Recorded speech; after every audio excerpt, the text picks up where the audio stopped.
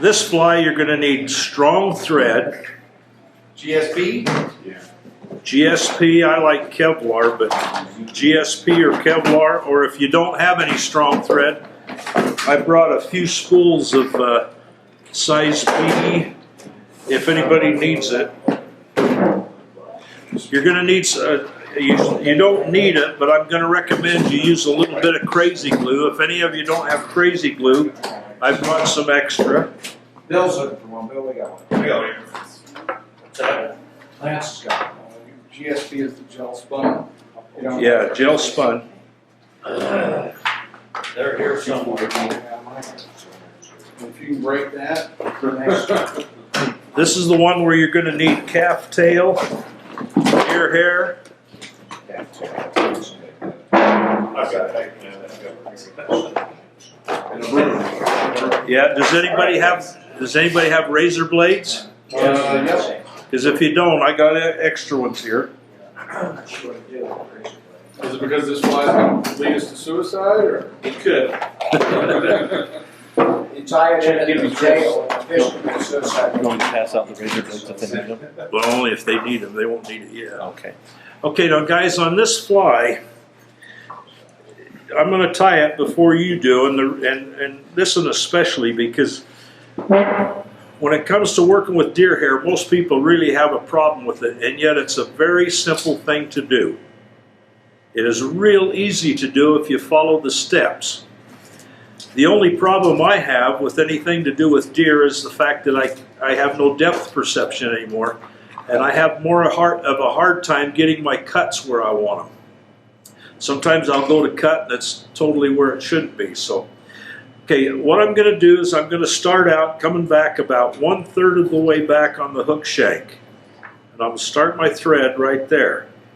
And the reason I'm doing that is just so that I'll know where my head's going to be when I tie this fly.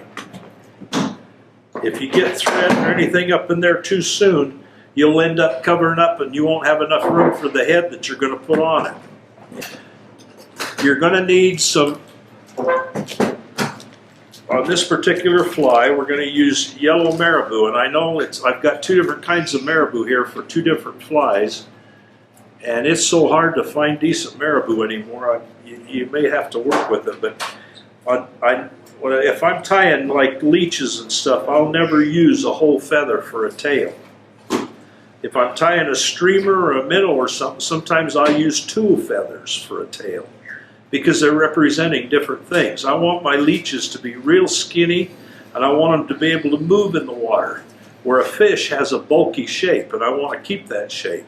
So I might use 2 feathers like this. On this one, I think I can get by with 1.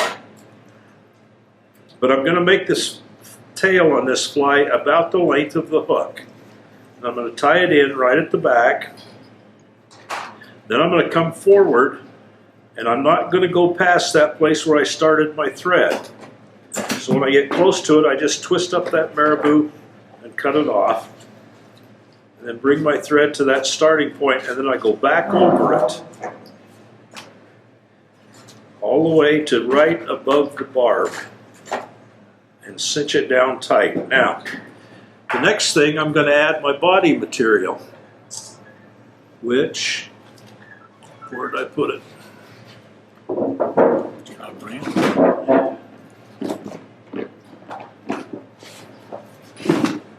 I thought I had it out just right here. There it is. See, told you I was blind. Okay, now the body, this fly originally had a body of braid. It just recently went to a crystal chenille. But the thing you have to watch when you tie in this body is that you cover the fly up, or the body area up completely with it. So when I start it here, I'll make a couple wraps and make sure that I get it all the way back right up to where that tail starts. Then I'm going to make about 3 or 4 wraps. Then I'm going to grab a hold of that body and pull on this so I tighten it up. If I try to tighten it that tight while I'm tying it, everything will roll over. So I make 3 or 4 more wraps. grab it again, cinch it up, and do that all the way up to where I started my thread.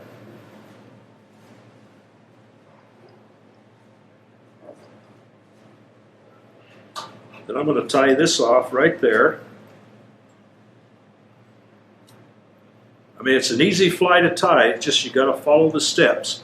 Now the next thing I'm going to do is I'm going to take some calf tail. Now when you look at a calf tail, you've got mostly pretty straight hair, but some areas it starts getting curly. You want to stay away from the curly hair and use the straight. So right here I'm going to take a pretty good clump of it, like this. And then I'm going to take all the small hairs out of it. I'll grab it by the end and just get rid of all this longer stuff. So that really gets it down to where it's a lot less. And then I'm going to measure it from this tie-in point to 1/2 the tail length. Then I'm going to take the material and I'm going to cut it opposite from the way you usually cut when you were taught to do streamers. Instead of cutting it this way, I'm going to cut a 45 like this. The reason for that, most people when they tie streamer flies with this stuff, it always comes unraveled on them. They end up losing the wings. If I set this right down at the tying point and cinch that down and then tie out over the ends like this and then come back, that hair is not going to go anyplace and it's there to stay. Now this is, if you need crazy glue, this would be the place to use it. Now I don't probably need it, but I always use it because of the torque and stuff I'm going to put on the deer hair when I put it in. So I just put a little bit of that on. And then you take the mallard feather that you should have, the mallard dyed wood duck.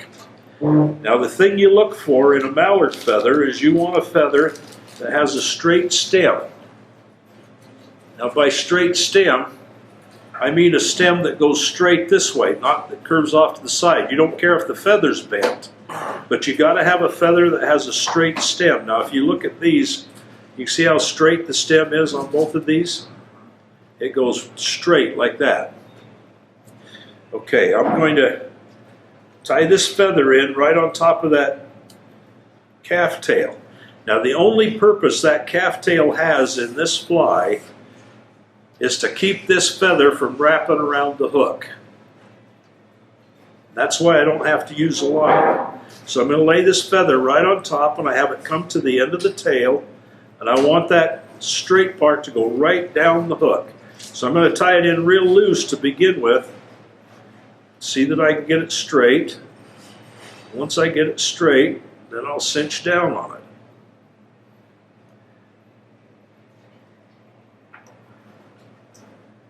Now, if I was going to tie a bunch of these flies, I'd stop right now and do 3 or 4 or 5 more bodies just like this. Now I'm going to go ahead and start applying deer hair. Now, the deer hair is applied on these a lot different than you do if you're tying muddler minnows and stuff. I'm going to start out by taking a generous clump, which is probably half again as big as a pencil. And I'm going to get all the crap out of it. So if you're using one of these little plastic combs, just use the back of it. Don't use out here, you'll break off all the teeth. And I'm going to get all this stuff out of there. And you notice there isn't an awful lot of fur in there because I really looked good for this deer hair when I bought it. And I bought deer hair that didn't have a lot of junk in it. Okay, so I get rid of that. Then I'm going to take this hair and stack it. You notice that's a big clump.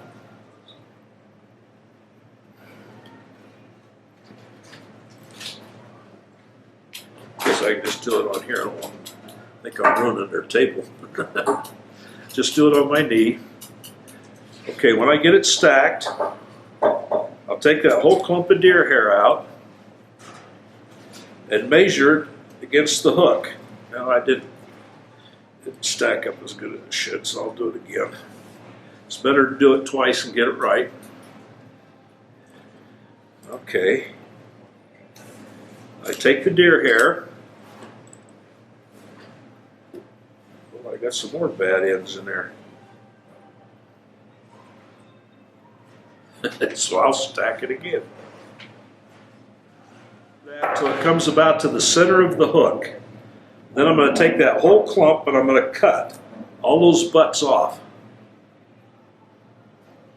Okay? Then I'm going to hold this right here at the tie down point, and I'm going to make a loose wrap, a tighter wrap, and then tight. Pull it towards me, tight. Now I let go of it, and I just come in here with my finger, and I do flat on top to spread that out. The whole key to this fly is what I just did. This is what gives it the shape and makes it give the action in the water. Now I'm going to spin a head in front of it. If you use these ends, if you use that to spin part of the head, you end up always getting a big gap between the head and the back, and I don't want that. So the next thing I'm going to do is take another clump about the same size as that one. This time I'm not going to stack it. I'm just going to get all the junk out of it. And this one I'm going to spin.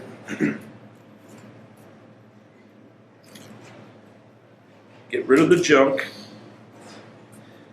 Hold the fibers in my fingers, get the ends off of both ends. And then I come right straight on top of the hook. And I do just like I did on the collar. I do a loose, a tighter, and a tight. Pull it straight towards me.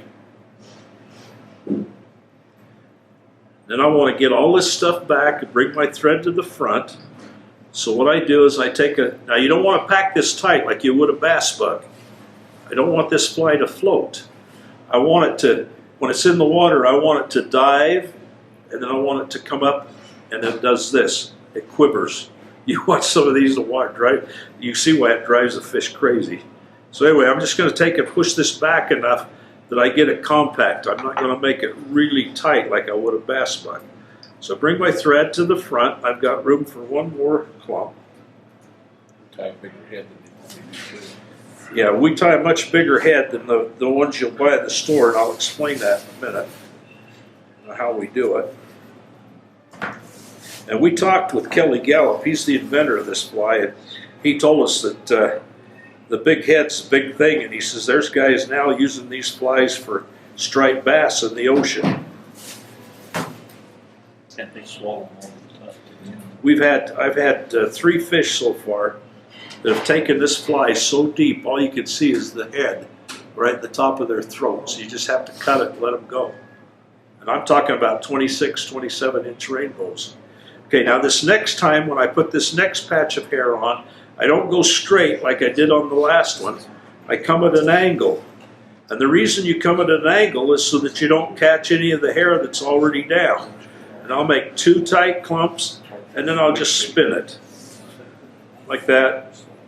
Bring my thread through, find the eye of the hook, and just get enough room there that I can do a whip finish on it.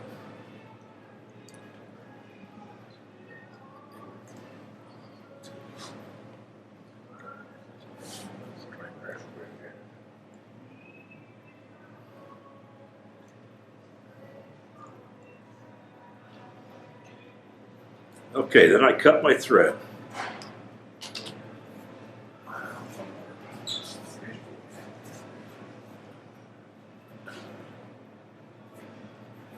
Okay, I'm going to turn the fly completely over.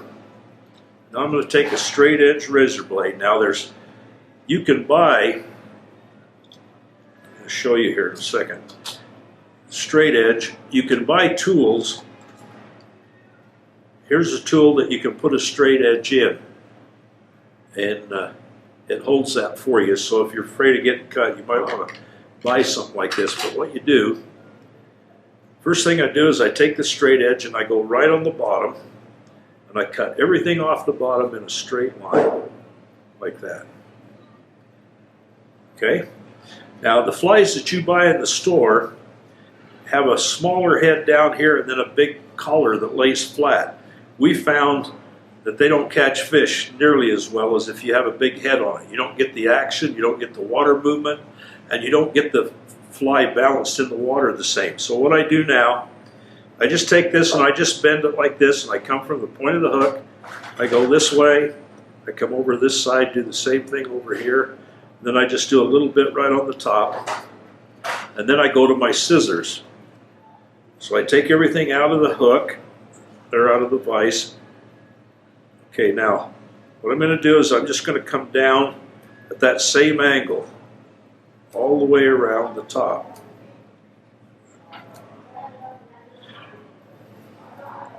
I come in from the side. Like I said, this is the hardest thing for me to do because I have to put my finger or something there to make, I don't dare cut until I know I'm in the right place. Okay, then I put it back in the vise. I can see to get it in there. Okay, now I'll just even it up a little bit. You could probably fish with this just like it is, but I like to do a little more. I start coming in across the top like this, and I just follow this around.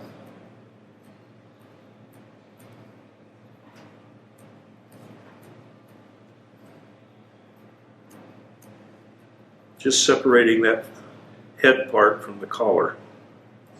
And if you want to, if you can't get in there good with your scissors, you can just take your blade, you just come in like this and just hit that.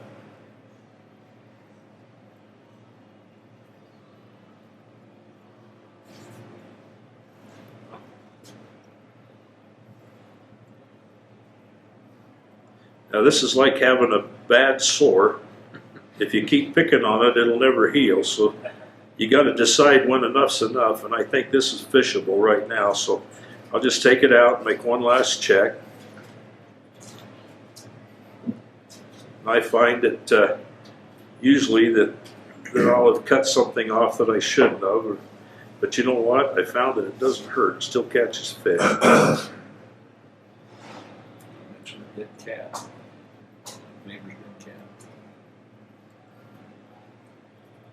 Now, these flies sell for about $4 or more in the store. Where do you primarily fish this? Is this still water? Oh, you could. This is a river. This was fly. invented for rivers. But I'd use this on the Provo, and I'd go to the lower Provo. I wouldn't go to the. You know, the reason why is because big fish like big things, and this was really brought home to us by one of the guys. How many of you remember Dennis Brackey? Yeah. Dennis Brackey and his buddy Gene Russin went up to Strawberry just before Dennis died from cancer, and they fished some big yellow flies made out of some seal that we'd got, and they got down on the bottom, and they both caught a couple cutthroats that were about 28 inches or bigger, and they were just fat, like over 10 pounds. And Gene took his home and he gutted it and took a 14-inch rainbow out of its belly.